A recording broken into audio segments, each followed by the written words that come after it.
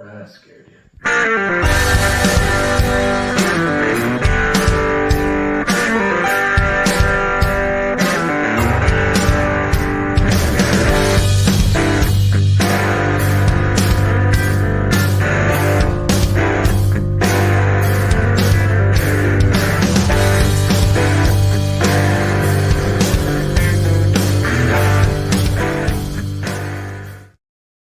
Welcome back to episode 211 of Tallboy Radio. And as we always say, who knows where it goes when the beer flows? Well, it's flowing all the way to Florida tonight, so we'll be chatting to a couple of guys from there. But first, I really need to wish Tallboy Radio a happy birthday. 4 years today, we recorded our first episode, and from humble beginnings, we've got a couple of Hollywood A-listers of the future, no doubt. So, would you guys like to introduce yourselves? Benjamin, we know you like to talk, dude, so I'll let you go first.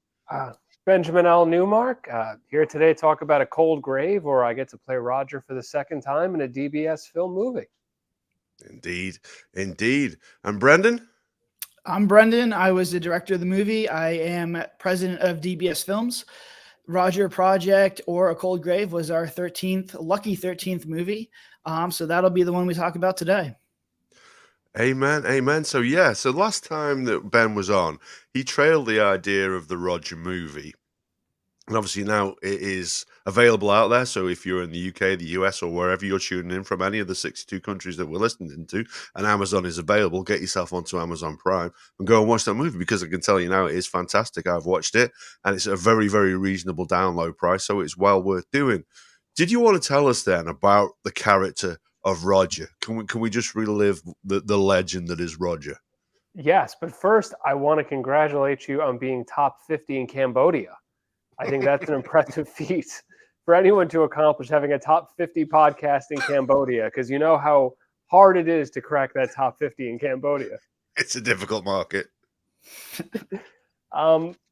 Roger is, I've been acting for 22 years. And I used to have a rule of I'm never going to play the same character twice, because as a character actor, I always like to try different things. So I've played, like a drunk writer, a drunk rock star, a drunk truck driver, always trying to break out of these certain roles. And with Roger, I got a chance to really branch out in Forest of Death, the first time he appeared as Moonshiner. And that movie, just in terms of movies, I loved it. I love that film. I actually love a lot of Brendan's films, not to kiss ass in any kind of way, because that would be weird. But I do love a lot of his work. And Forest of Death is just a film I genuinely love. Yeah. And that character was something that I never wanted to let him go. Even after we were done shooting, I would text him all the time, and we would go back and forth with just ridiculous ideas of what Roger could get himself into. And somewhere along the way, he decided that we should do a Roger movie, which sounded like a joke, but then it happened. And I got a chance to jump into his boots again, but this time in a very different way, where a lot of the fun and campiness of Forest of Death Roger went away.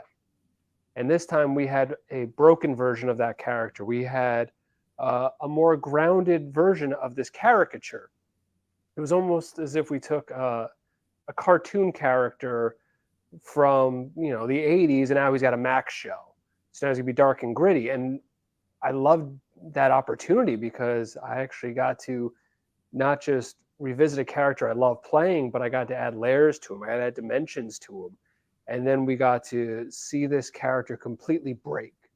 And then we got to take him on this wild and crazy journey to see him go from what we knew him as this fun-loving, kind of predatory in a fun sense, to the victim, to the person being affected. And we got to completely break him. And it was such a good time. As an actor, as a human being, it sucked. It was terrible. As an actor, it was so great to go through all those different avenues. I don't doubt it. So we watched The Forest of Death when you first came on the podcast. We watched that originally. And I got to tell you, Brendan, I think that was a really, really enjoyable film. Roger is one of those characters that you warm to, despite the fact you don't really know what he's all about in that movie. Is he thoroughly evil? Is he one of the bad guys? Is he one of the people that's tormenting these people in their house? So what was it like creating that character and then seeing Benjamin like bring it to life on screen? And just how does that process work? Well, it was definitely interesting with Ben. As an indie studio, our access to actors is limited. We can't do, gigantic casting searches. We're kind of limited with, the people in Florida or, the talent that's just starting out, which is completely fine because we're just starting out too. We're all starting at the same place. Working with actors, it's always a struggle to get on the same page. And I think that is the biggest thing I've learned with directing is not everyone thinks it's, getting on set and telling people what to do, but it's really just kind of taking what's in your head and being able to explain it as quickly as possible. And, one thing with Benjamin was when I did the casting interviews with him, we were on the same page immediately. We grew up with the same movies. The one thing that I kind of brought up was like, hey, I want to do a Shapeshifter movie, and I want to be kind of similar to The Thing, but I want to be like a campy version of The Thing. I love 80s horror movies. I love 80s camp, and I wanted to try my hand at a campy horror movie. And he immediately knew exactly what I was trying to get. And, when I talk to actors, they say, yeah, I've watched all these movies. I understand it. But, some of them just aren't kind of grasping what you want, or I'm just not being clear myself. Ben right off the bat knew it. And he was willing to put in the effort. And, honestly, if you look at the first script, the first iteration of that script, it's completely different than the actual Forest of Death character. The Roger character that I wrote was supposed to be kind of like the Harbinger character, the gas station attendant that, hey, don't go in the woods, it's going to be bad. And just working with Ben, taking his feedback, taking his ideas that he had for that character, that's how Roger got started. And I'm really happy that we kind of met because that character has been the number one DBS character that we've had out of all the characters that we've had. People have resonated with him. They say, hey, I want to have another Roger character. I want to see him again. And hence, this is how he got his own movie. The reaction was so overwhelmingly positive that I had no other choice but to put him in a movie. That's cool. That's cool. And that is one thing. So if you go onto IMDb now and you look at those two movies, every little bit of feedback virtually has a reference to Roger in it. And it's amazing how characters like that can resonate. Now, same as yourself, I grew up watching 80s horror and 70s horror. That was the sort of stuff I grew up with. I absolutely love that kind of thing. And I can see it in your movies. You can tell that you guys buy into it and you love it as well. And Roger would have been right in place in something like The Evil Dead, Last House on the Left. He would have fitted right into one of those movies, wouldn't he? Oh, absolutely. That was, I love The Thing. I just love Kurt Russell in general. So when we were going back to Forest of Death, we both had this mutual love of Kurt Russell. That's the long hair. That's the beard, especially in A Cold Grave. I wanted that look of Kurt Russell in The Thing with the bushy beard and the scraggly hair. And then I just messied it up a little bit, but it was all from that love of that genre, that time period, that practical effect where you're not just going to, try and rely on CGI. You're not going to try and rely on just pop scares. You're going to have someone out there and you're going to use what's real. You're going to make it tangible. And that's something I loved about those old 80s films, and even some of the great 90s films, was how real it all felt. And I can tell you that A Cold Grave, everything that happened was real. There was nothing there that was fake. Maybe one shot was computer generated, but everything else really was happening to Roger. All the things where he's getting beaten and thrown and tossed around, that was all very real because we used everything practical. There was nothing fake about it. Oh, man. And is that a big part of DBS films? Is that what you do? Rather than using CGI, taking it back, when I think about films like The Evil Dead, where there was literally no CGI in that original movie, just actors working with what they got and being quite clever and manipulative with the props around them. Yeah, and I'll tell you what, right off the bat, I do not like CGI. I'm a practical effects guy. Like I said, I'm a 70s and 80s horror guy. I think that The Thing and some of those movies, like Reanimator and some of these crazy movies, hold up with the stuff that's been done today. If we ever do branch into special effects, more CGI stuff, which is happening with the use of AI and some of the other editing tools that are coming out, it's looking good. You're talking about the Meth Gator looking great in Benjamin's next movie. I think it's something we can explore because the cost is coming down. But at the same time, I just think that, special effects, if they're not done right, kind of ruin the immersion of the movie. And, if I can get the practical effects, Tegan, who does our practical effects now, is very, very good. And you'll see in the next couple of movies, her work has been absolutely fantastic because it's something that I personally put an emphasis on. I said, I wanted better special effects. I want better practical effects. And it's just something we're going to continue to go because I do think that if you can get really good gore shots in there, if you can get really good practical effects, it's a way to kind of cheat our budget because it's like, how can we take our very small independent budget and, put us up there against Netflix? It's very, very difficult. But if you do it clever, and one of that ways is we don't have millions of dollars for special effects, but we can kind of chop people's arms off or kind of, slit throats or do kind of cool things like that. We can kind of compete with them. And the good news is that the people who like the 70s and 80s and are fans of practical effects love that kind of stuff. So it's kind of like a built-in audience already. Well, that's the thing. There is an audience out there, and there's an audience that buys into these kind of things.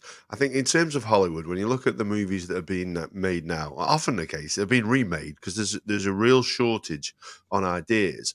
And the fans of indie horror really appreciate that originality, that somebody's actually doing something, like you say, with practical effects and doing something just a little bit different. So in terms of DBS Films, then, how did that get started?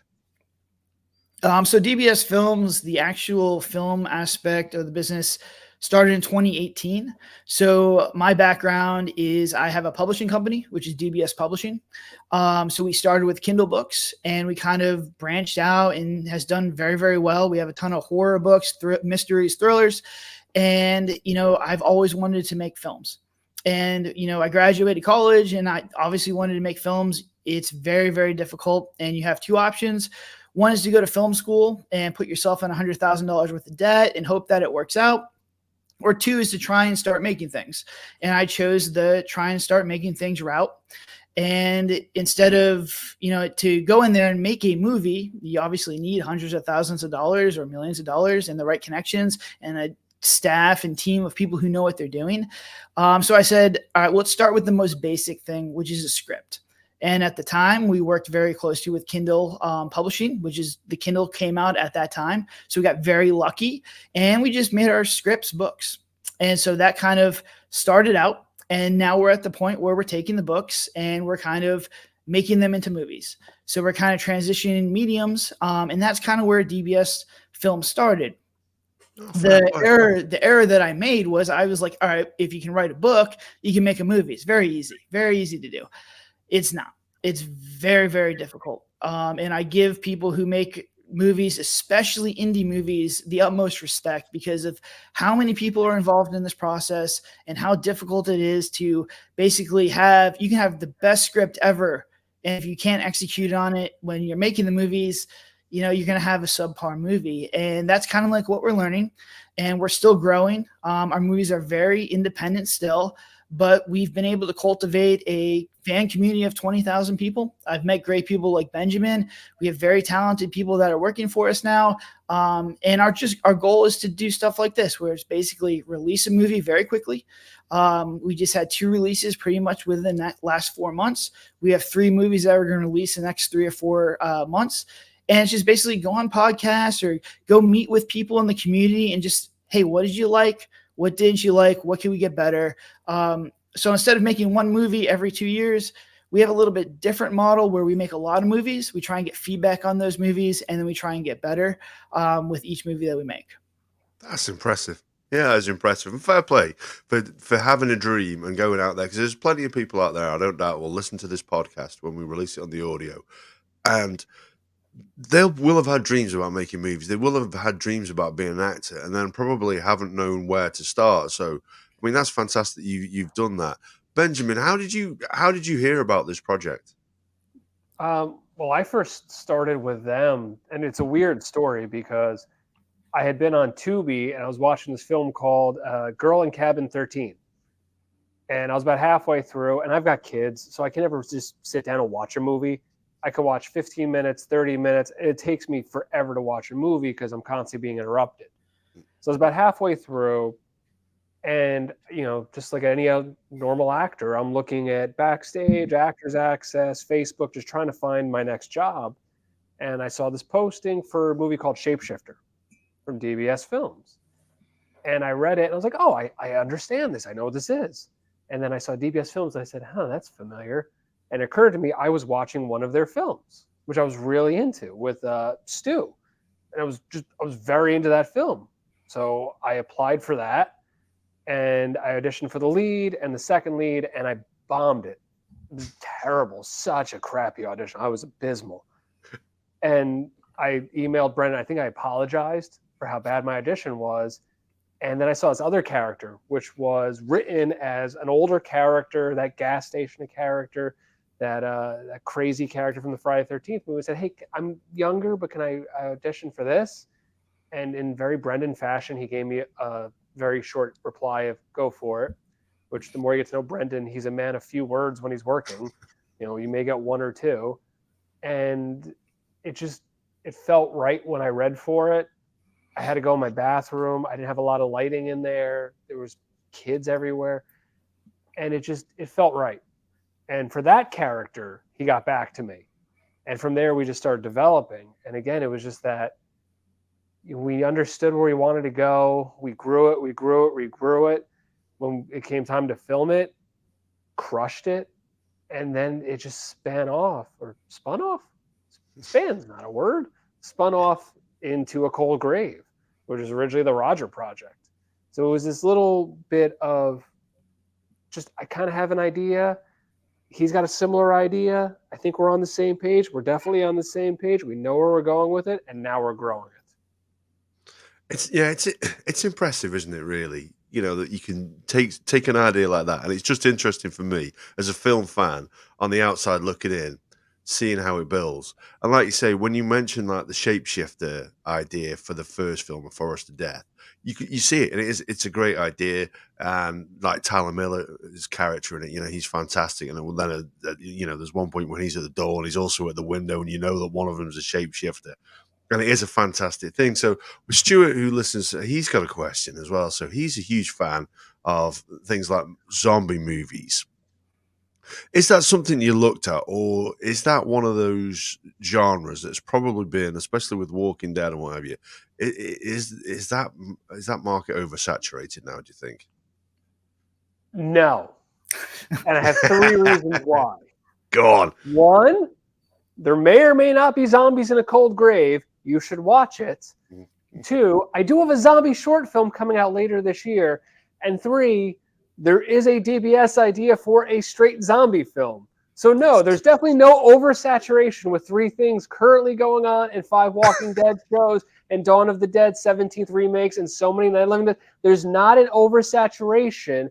What there is, though, is sometimes a lack of quality, which I can promise you with what I know about the upcoming films that I may be associated with, the quality is very high. Also, you should watch that Daryl Dixon Walking Dead show. It looks amazing. Yeah, that's fair comment. So it's an interest. It's doing it right in terms of the Walking Dead. I loved it when it first started. You talk about the Romero movies. They, for me, are they're way up there. With the kind of films that I absolutely love to watch. And I would back you guys. To be able to do something along those lines with your love of horror. I think you can bring the passion into that. Could we see Roger fighting zombies in the near future? I think we could. I have been trying to make a zombie movie since I started the company. I'm a big zombie guy. I grew up on zombie movies, and it's just getting enough talent as far as the makeup and special effects department. We have enough fans now that we can easily cast to have a ton of zombies. So we have that resource checked. If Roger, wants to come out here and do a zombie movie, which I guarantee he would, we have him checked. I do have because we kind of try and figure out what movies we're going to make this year. And a zombie movie is sort of on the cut, so we'll see. It's just going to depend on, just resources that we have, how we do for the year. But I've always wanted to make a Christmas movie. I think like the Christmas movies are kind of cool as far as like horror movies. And I thought I wanted A Cold Grave to be a Christmas movie. I wanted that. That'd be a tough one. But I thought a Christmas zombie movie might not be a bad idea. So we'll kind of see what we're trying to work with here.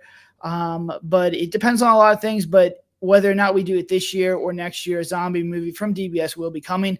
I think in The Cold Grave, and I don't want to spoil it, but that was kind of, an attempt to just see what our makeup level is now, what, we're kind of working with.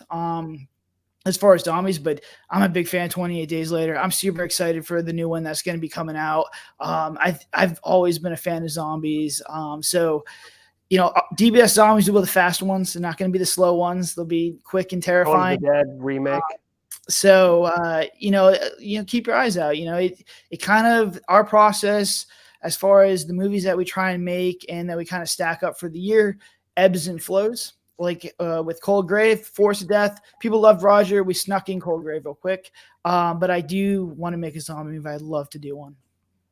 Yeah, I like the idea of it. I mean, I've got to be honest, as a guy who absolutely loves Christmas, it's Christmas and horror are a difficult sell for me. There are a few good ones out there. Like I love the original Black Christmas. I think that's a fantastic film. But that would be interesting. I've never seen a zombie movie set at Christmas. That could be very, very interesting. Yeah, you probably should have shut up on that idea.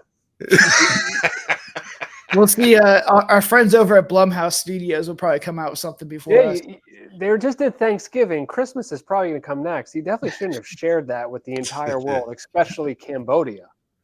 Yeah, if the Cambodians get wind of this, I tell you what, don't you worry about that. Man, in terms of Roger, I'll do whatever Brendan tells me to do at this point. I mean, we just did another one over the summer where I didn't play Roger. And the look on his face and Kellen's face and Dylan's face of seeing me do a different character was worth it more than anything else. Just to hear Kellen say, "I didn't know you could act," was one of the greatest highlights ever. There's a backhanded compliment. So what's the deal with the hair, dude? How can you be Roger with that haircut? That's way too smooth to be Roger. So I am growing it back, just in case. You never know. But what happened was we did a Girl in Cabin 14, and it was a different character. It wasn't Roger, and it was more based off Ari Gold from Entourage. It was kind of the initial influence, and I also wanted to, as I'm a big wrestling fan, everything I do in life is wrestling based. And I love the look of Ric Flair and Dusty Rhodes with that blonde hair and bloodied. And this is one of the few times that, I got to get bloodied. And I said, wow, wouldn't it look great to get some blood in that blonde hair, like the way Ric Flair and Dusty Rhodes did. So I dyed my hair very blonde for this movie. And I messed it up really badly. And to dye it back would have cost an absurd amount of money because I really did a bad job dyeing. It looks great for the film, but as a real life thing, it looked not great. And for me in my daily life, wasn't great. So my only thing was to either spend a lot of money to dye it back or just cut my hair and grow it back. Now, as it turns out, when I cut my hair, I apparently also murdered my entire career because most of my bookings seem to be a guy with long hair, despite the several auditions I got where they wanted me to play a lead as like an action hero. It doesn't really work. It's not my type. You can't be 140 pounds to be an action star. So it is growing back. But yeah, it wasn't something I really wanted to do. It was kind of something I had to do to get my hair back. It's coming back. Yeah, it wasn't something I really wanted to do. It was more of, oops, I dyed my hair so terribly bad that I got to start over again. Well, let's go to another character of yours with long hair, just taking it away from DBS films for just a second there. So Brendan mentioned the Meth Gator film, which, if you are in the UK, you can watch it. Is available now on Sky Sci-Fi Channel. Get on there, you can download it and watch it whenever you like. I've watched it twice. So tell us a little bit about that one then, Benjamin, because you are in it, you know. It's not just me, it's also Stuart Maxheimer, who is a multiple film DBS alum, who is in A Cold Grave, whose ass I've kicked twice now. I kicked his ass in A Cold Grave, and I kicked his ass in Meth Gator. What's even crazier is we shot those scenes exactly 1 week apart, which means on a Tuesday, I was kicking Stuart Maxheimer's ass as Roger on the ground somewhere in Florida. And then a week later, I was kicking Stuart Maxheimer's ass again in Claremont, Florida at Kim Kahana's stunt school. So it went from, Brendan says DBS is very small. But when you look at their quality and when you look at their reach, they're not small at all. I get enough hate messages to know that they're not small. I get enough love messages to know they're not small. And the Asylum, they've made 6 Sharknado movies. They've made films that Brent and I both grew up on. This is one of those opportunities that you dream about as a little fat kid, to say one day I'd like to fight a 3-headed megalodon or megapython for Super Bowl. Like, these are things you want to do. So that opportunity was just insane. It was mind-blowing that I could go be on the set of an Asylum film, not just be on the set of an Asylum film, but I get that Drew Barrymore role. I get that first kill role. I get to be the meth in the Meth Gator. And sharing the scene with me is little cousin Oliver, the voice of Michelangelo, Robbie Wrist, which just is insane because I had no idea who the guy was the entire day. I just knew him as Robbie, this really cool guy that was super nice to me. But on top of that, what made it even better was I got to share the screen with Stuart Maxheimer, the star of A Girl in Cabin 13, my co-star in A Cold Grave, and whatever the hell he calls A Haunting of a Murder House 3.0, Stuart's in that too. And he's just such a great guy to work with. He's one of my favorite humans because he's such a good guy. And I messaged him the day before just on a hunch, like, hey, are you in this? Yes, I am. I was like, I don't know why I thought you would be in this, but this role seems perfect for you. And he plays the good guy. Because Stu's always the good guy who ends up losing his mind or something goes wrong.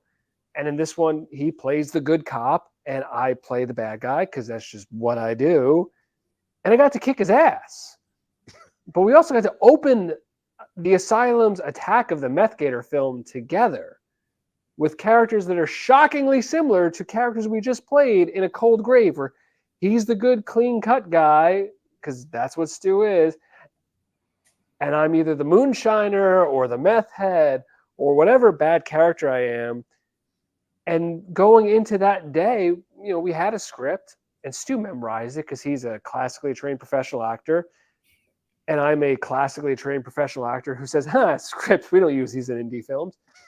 And we got there that morning, and he said, you know your lines? I said, absolutely not. I said, I read it. I can't see this happening because this whole scene takes place at night. We're shooting in the day. And sure enough, right before we start shooting, Christopher Olsen Ray, Emmy-winning director, director of Three-Headed Shark Attack, comes up to us and he goes, so how are you guys with improv? And my eyes lit up. And I said, funny enough, that's all I know how to do. And he goes, great, because as you can see, the scene's not nighttime. We're not on a dock. It's daylight. And we're in the middle of a field.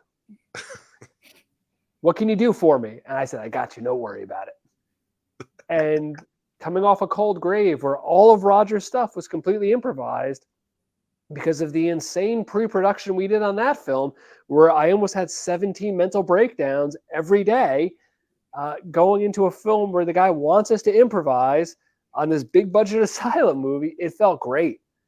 And we were able to improvise an opening, a confrontation, and a reason to get out of there, and a reason for my character to become the meth in Meth Gator, which is awesome. It felt like such a full circle moment, and especially to have Stu there with me the entire time, it was incredible. And I hope that bleeds off into elevating everything that DBS does, and hopefully elevating everything A Cold Grave will do. I hope so. I hope so because I think this is where DBS is quite unique, isn't it, Brendan? In terms of where you build the interest, you bring the fan into the movie in more way than one, don't you? So you have your Discord channel, but you also have a way that you can actually, if you're passionate about horror movies and you're based, obviously, I would say in the Florida area, there's a great way that you can actually have an opportunity to be in these movies as well, isn't there? Yeah, so I mean, we're just a very fan-centric company. Our whole goals, our metrics are just based on finding one fan and then finding another and then finding another. And, however we need to do that, that's my job to go out there and try and find them. The good news is there's a lot of people who love indie horror. And it's started with Girl in Cabin 13. And really, if you look at our filmography before then, our films did really well. They were in the charts on Amazon. They had mixed reviews, very independent stuff. But really, Girl in Cabin 13 was the first one where we got proper distribution. The movie got picked up by Tubi, which is a huge company in America that's just it's just ad streaming now. So it's free, but there's ads on it. And it was the number one movie on Tubi. So it's millions and millions of views right off the bat. And basically, it showed me that there's a lot of people who don't really care about the budget. They just want a good story and they want something unique. And I think that's kind of like what we bring here at DBS is, we're not going to have $1 million budget, but our stories are fun. You could follow our progress because we continually push out movies. So you can see us getting better. And then we are very fan based. So we have a very large Discord server that you can come in and join. You could talk to myself, very active on Reddit. We're very active on Facebook. If you ever see any of our ads on Facebook or just our communities on Facebook, people will come in there and they'll express their opinions, good or bad, on the movies. And obviously I'm there to thank them and critique them or ask them, why do you think that? Because that's the way we get better. We take our fan feedback, we apply it, and we get better with each movie. But we also cast from our Discord. The people who are very passionate about these movies are the ones that I want to work with. With actors on an indie set, it's kind of difficult. You never know, what kind of level of professionalism they're going to come in with, like what's their devotion level to it. We've had, people, a mixed bag. Some people come in, they're super passionate. Other people are just, hey, it's a paycheck, which is fine in itself. But where we're at right now, we really need the passionate people because who are some of those paycheck ones? No, we don't. I focus on the good. So basically the people who come in through the Discord, they're the most passionate people we can find. They come in and they do an excellent job. And we cast about 60 people, I think, last year in all our movies. If you watch The Cold Grave, you'll see the Ouija scene. Those are all people from our Discord. All the zombies at the end were from our Discord. So basically, those are horror passionate people. They love our movies. They love horror. Their dream is to basically be in a horror movie. The one zombie who is kind of dressed like a old school West Virginia miner, his name is Irish. We met him at a horror convention, and he's just a horror fan, and he watches all our stuff, was super enthusiastic. We said, we got to get this guy in here. And he did such a great job. We put him in the next 2 movies. So incredible. You will literally see, if you join our community, opportunities for casting. We always cast from the Discord first.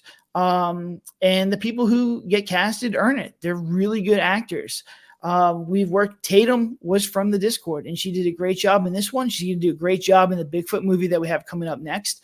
So there's talented people out there. They just need a shot the same way we need a shot, So basically everyone's kind of working together to kind of, work on their dreams. And like I said earlier, instead of, wishing about this and kind of like what you said, everyone's just kind of sitting there. Should I be an actor? Should I do a movie? You have an opportunity. All you have to do is give us a self-tape, and we'll basically, if you're good enough, if you're passionate enough, we'll get you in one of these movies. That is phenomenal. That is literally making people's dreams come true. But it's also a very clever little bit of marketing as well. Because like you say, you're talking about people who are already passionate about this community, and you're buying them in and you're bringing them in. And I know this, given the opportunity, if I was ever in one of those, I would share it to the moon and back and be telling everybody about it. And then I know everybody who I know who's interested and passionate about horror movies is then also going to be jumping on board and bringing everybody on board with them. It's a fantastic, I mean, word of mouth, you can't put a price on that sometimes. So that is a very, very clever piece of Well, marketing. Brendan, isn't your plan to start auditioning internationally and start flying people in from different countries like the United Kingdom? You 100% can audition, and we will, if you get the role, I will fly you in. There is no, we'll fly people worldwide. It doesn't matter. We'll take you here. You come down to Disneyland or Universal, whichever one you prefer. But yeah, I mean, if like, I'm dead serious.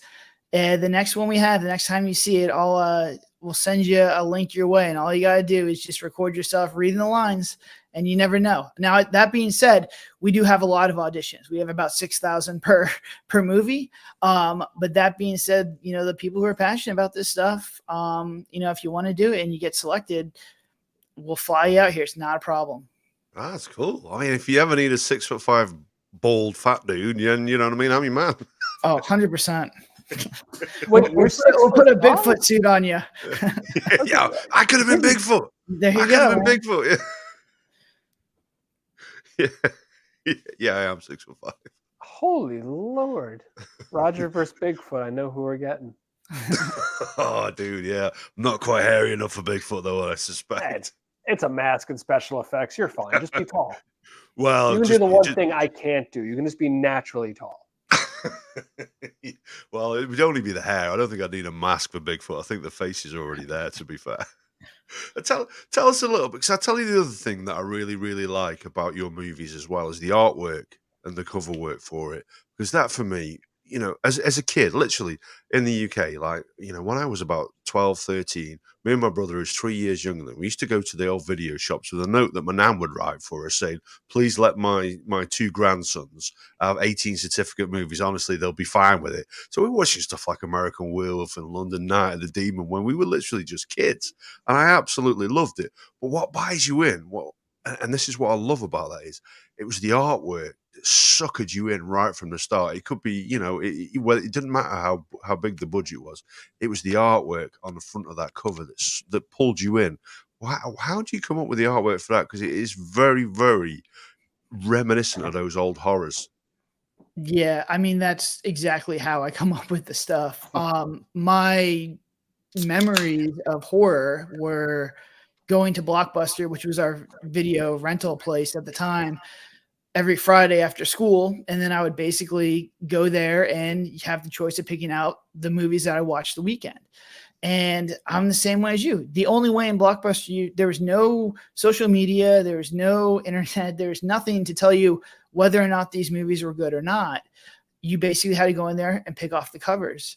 And I always text Ben and say, man, we're just a little late. If we were around when Blockbuster was here, we'd make so much money because people would go in there and they see our covers, which, I'd be so famous. Yeah, they basically scream horror movies, like, and they're interesting, and they can tell you exactly what you're going to get, which is a fun, good horror movie. So, you know, that whole principle of making sure the cover art is appealing is something that, you know, with Forced to Death, that movie looks like a 70s and 80s horror movie. It does. Like, that just basically is what, you know, we're trying to get with Coldgrave. We wanted a little bit more mystery in there, and I think you kind of get it with that cover. But what you're saying is exactly my mindset of when I tell the design teams to make these, out of all the cover art that they make, I have to be able to walk into a store and that's got to catch my eye. Because if you look at Netflix, if you look at Amazon, if you look at Tubi, you're scrolling through just screens and screens of covers, and you're giving each one a couple seconds. And, you know, whichever one you kind of click on, at that point, you have to see the blurb, and then the trailer has to catch your eye. It's not as important as it was in Blockbuster days, because we have, you know, podcasts like this telling people what to watch, or, you know, Rotten Tomatoes and IMDb. And there's a lot of services that are like, hey, this is a good movie, go watch it. But at the same time, I love independent horror movies. I love horror movies in general. There's a lot of times where I'm, you know, going through Amazon and I'm like, all right, I don't no one's recommended anything, or I've watched all the recommendation movies, I want a wild card. And while I'm going through those screens through horror and like new releases, I'm going to click on the one that has a good cover.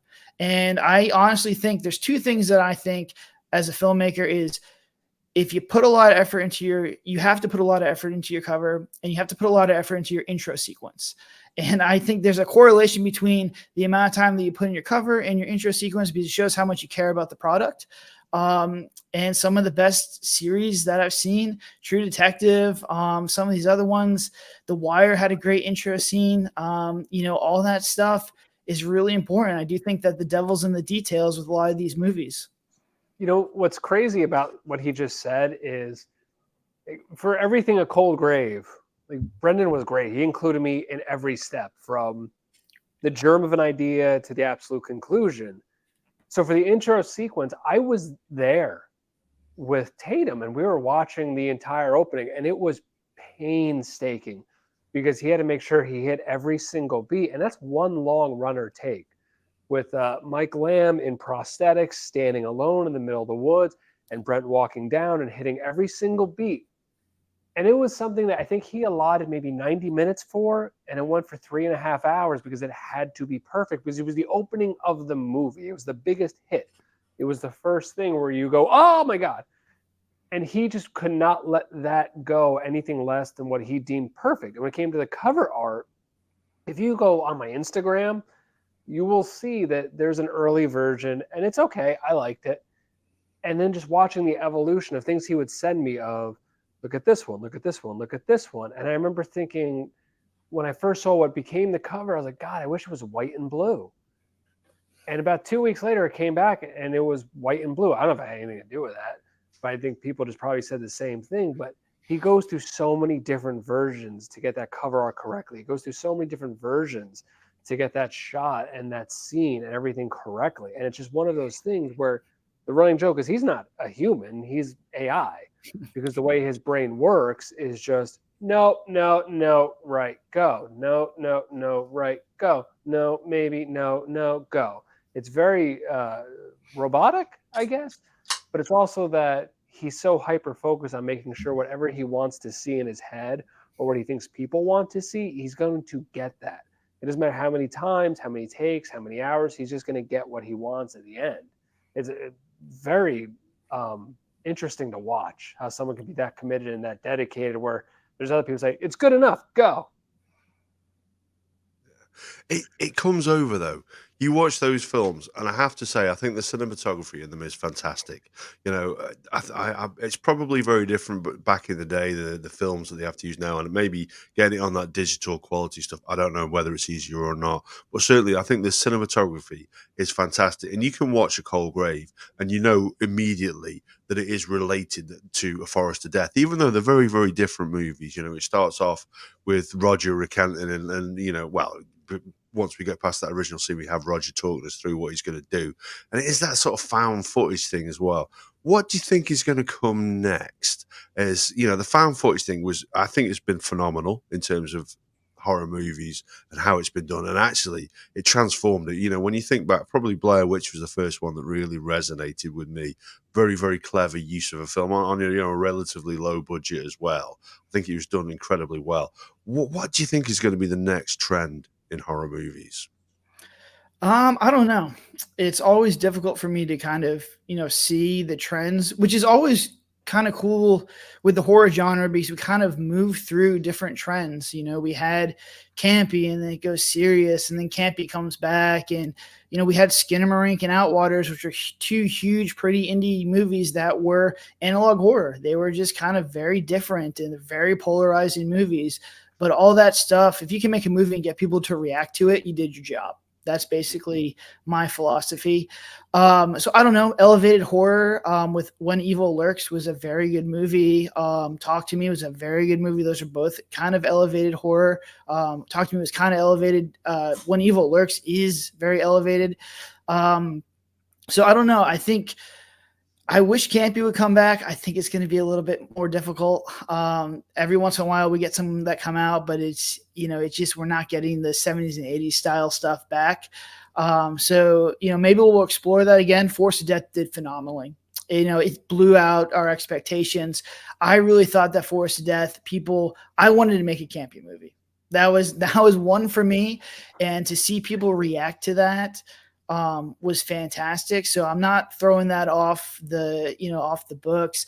That being said, I much rather direct like more elevated, more serious horror. Campy's a little bit trickier, and I think moving forward for us, the more grounded in reality, the more realistic stuff, it's a little bit easier to get performances from people and kind of keep that dark tone. But, I'm not saying no to camp because I had a great time directing Force of Death. It was fantastic. And I do miss those movies. Oh man, yeah. There's nothing better than a campy horror for me.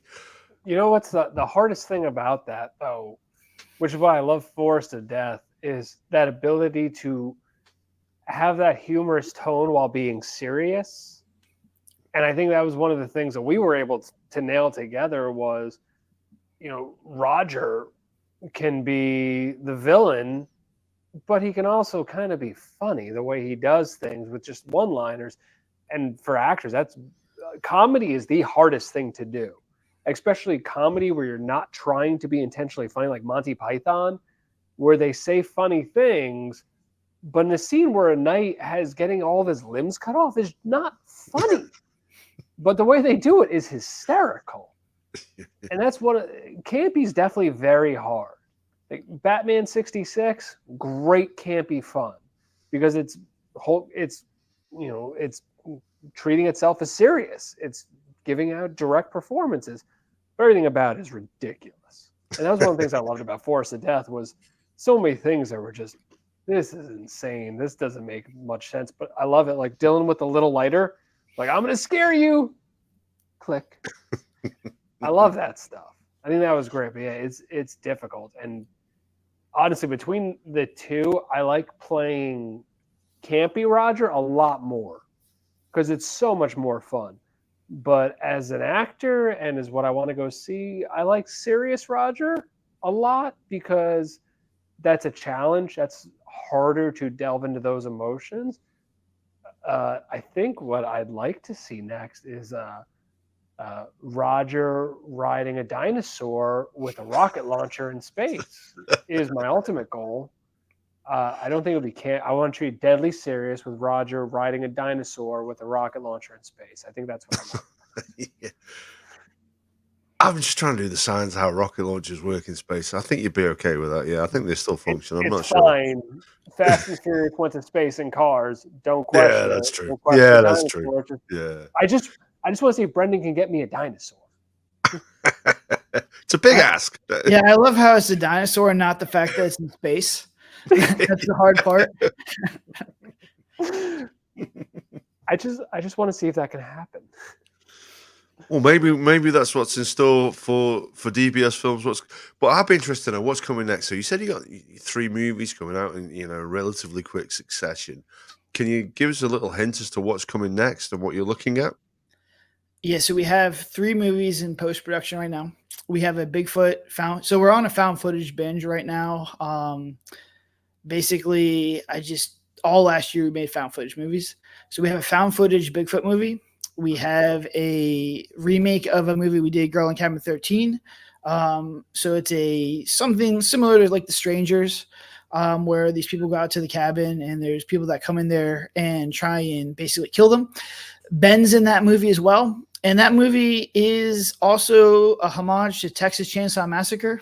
There are people who use chainsaws to basically terrorize the people in the cabin.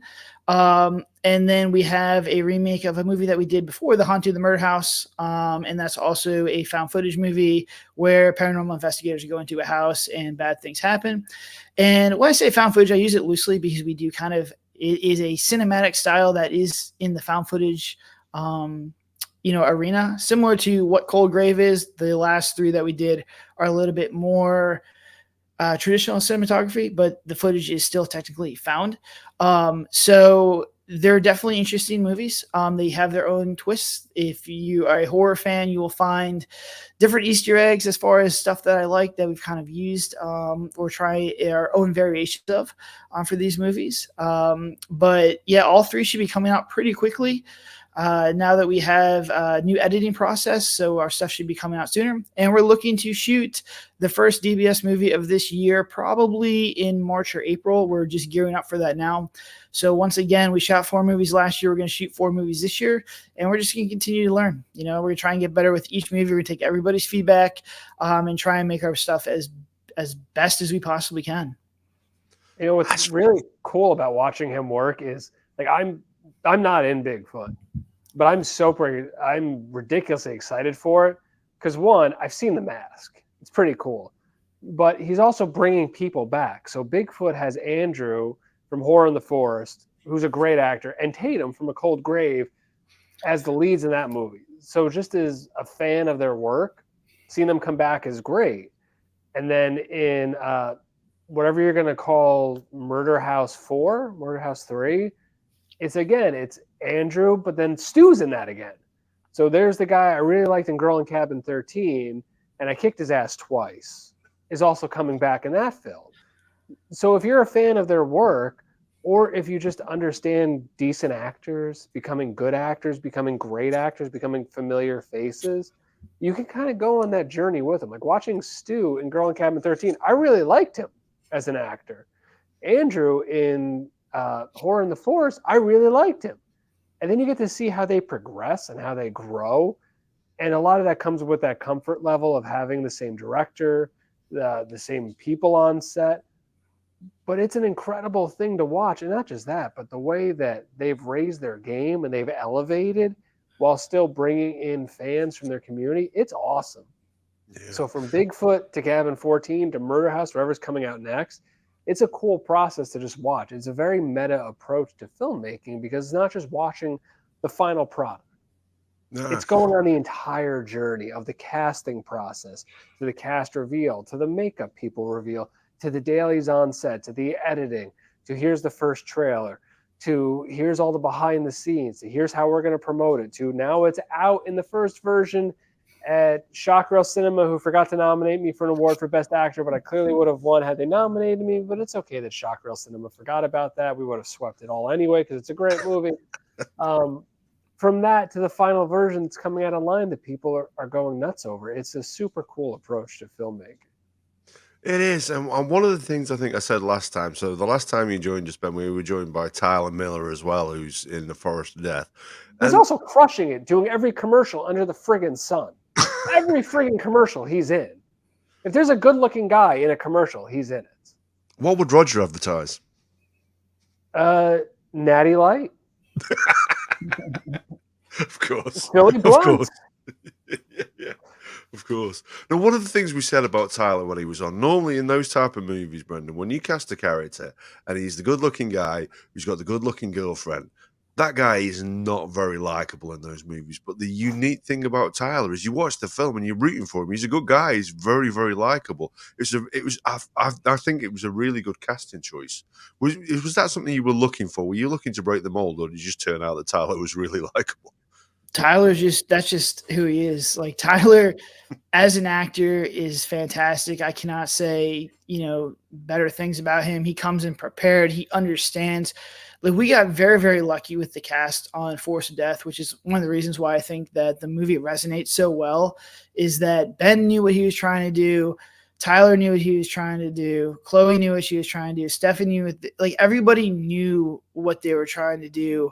And they understood the vision that we were trying to get. And then they filled in the blanks with their own personalities and their own acting style, which is what a director wants. It's like, I want to make sure that, look, this is the vision I have for these characters. Your job, because I'm hiring you, is to act and kind of fill in the blanks. And let's see if we can find something organic in there to kind of expand, these character choices. And I give them a lot of freedom on set to try and, improv or kind of figure out like small little things. Because once again, I think the devil's in the details. And unfortunately, as an indie filmmaker, time is an issue. Money's an issue. It's hard to really focus on these things.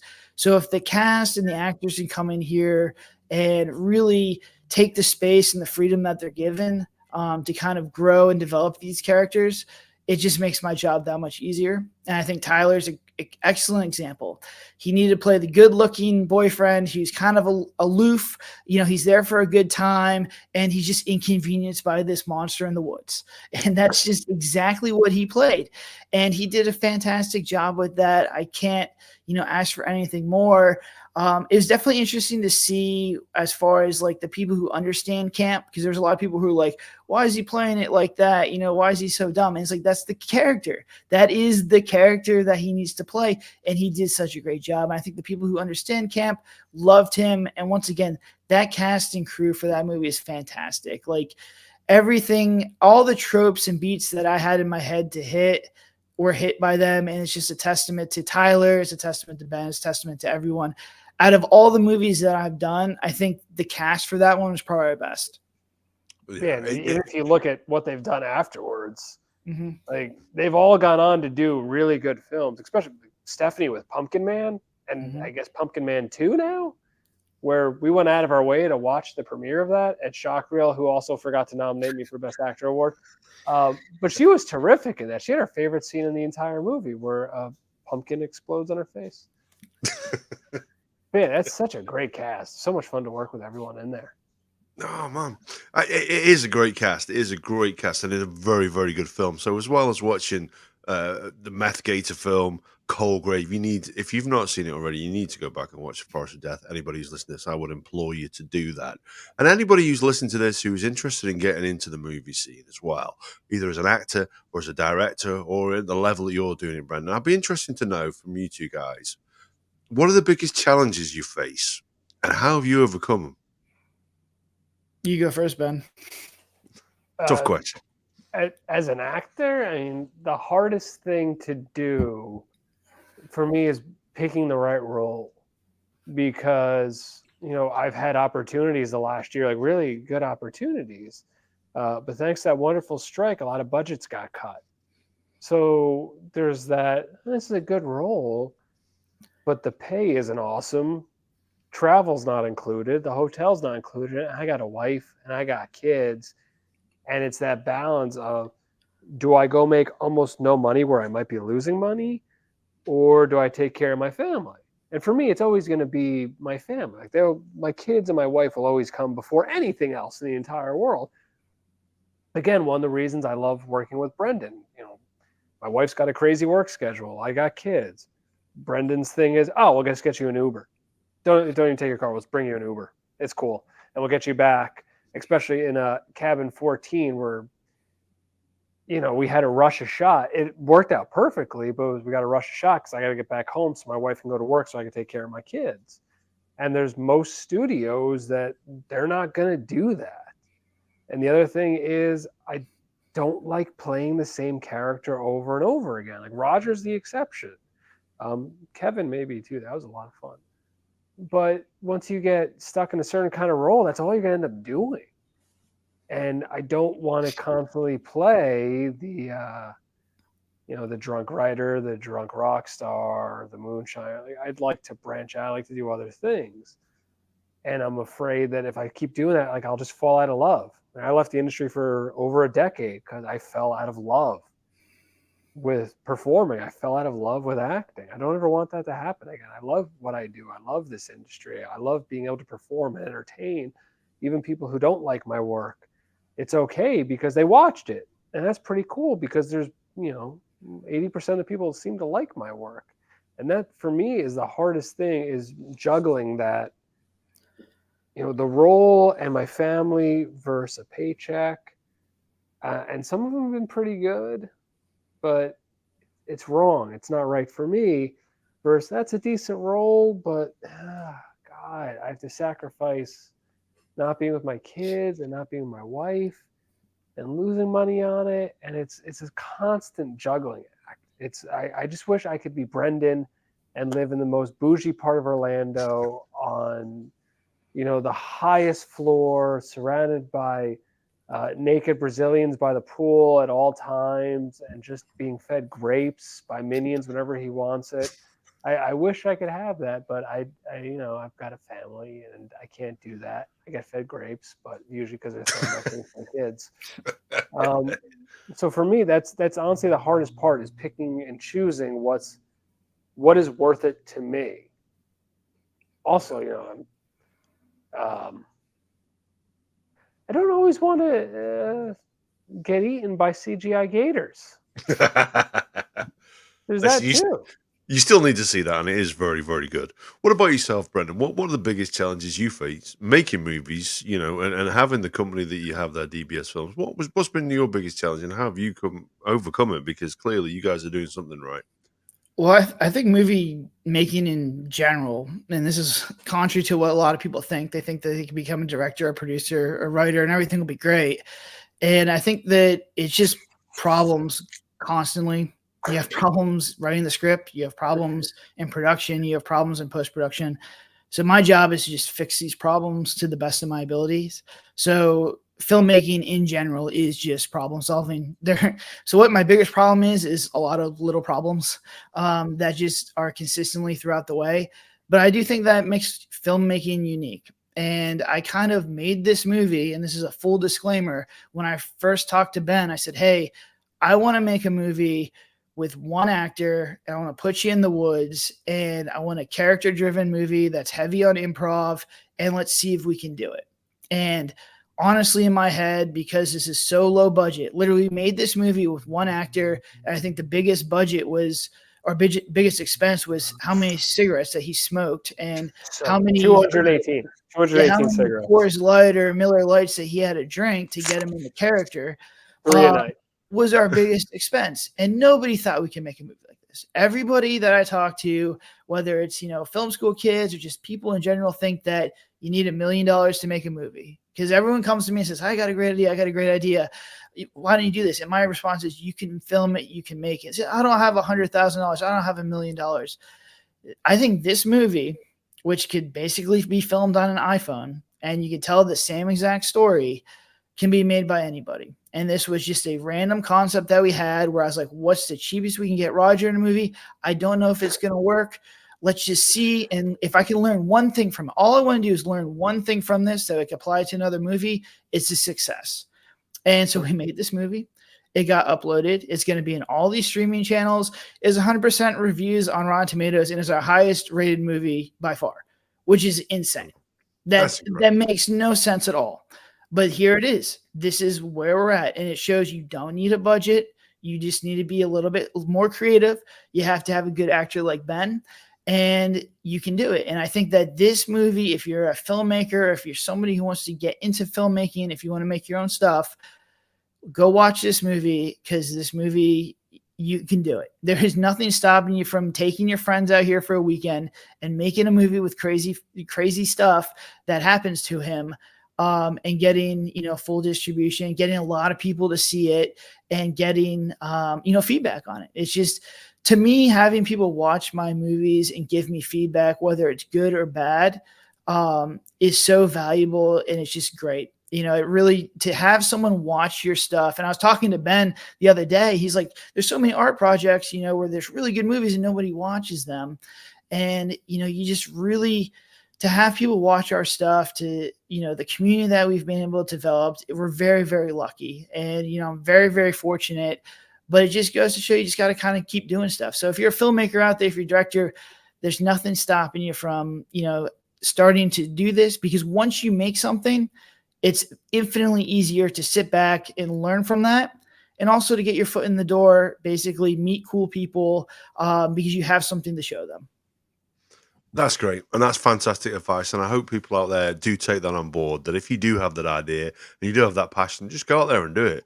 What's the worst that can happen? You know what I mean? You guys have taken what you wanted to do. You live in the dreams of many people. You know what I mean? Like, we've just heard about the challenges there. We know that there are there, and it can be difficult. But there's a lot of fun to be had out there. And there's a lot of success to be had out there if you've got the right idea and the right passion. So that brings our episode to round about the close. We always leave things here round about the hour mark. So would you like to leave our listeners with one final thought? Yeah. Go watch A Cold Grave 2 or 3 times. because if you watch it one time, you're not going to get it. But if you watch it a second time, you may figure out what's going on. And if you still don't, go talk to my friends at the Nightclub podcast and watch it a third time, because they will explain to you what's actually going on. And if you still don't get it after that, then go watch Forced to Death again, and then watch it a fourth time. But this time you have to go on Amazon and pay for it, because at that point you should be giving us some money. Also, cheers to my tall boy friends. I told you I wouldn't open this until A Cold Grave premiered, and I was 100% honest. And I hate gin. You did Gin's say gross. that. You did say But that. this gin was pretty terrific, and I saved just enough of it because I had a feeling I'd be coming back on here. Good man. So before we end, I'm going to cheers. I'm going to drink this gin because it's the only one I've ever liked in my entire life. And, I'll pass that feedback on to Matt, because one of the things about gin is it is a mixer. Well, Matt makes his gin so you can enjoy them straight. And I tell you what, I'm a gin drinker. I love it. I love coriander-based gins as well. I think that's a really good one. I chugged this thing. It was going to be disgusting. And I was like, oh, shit, I like this. And then I mixed it with a little bit of lemonade, and I like this gin.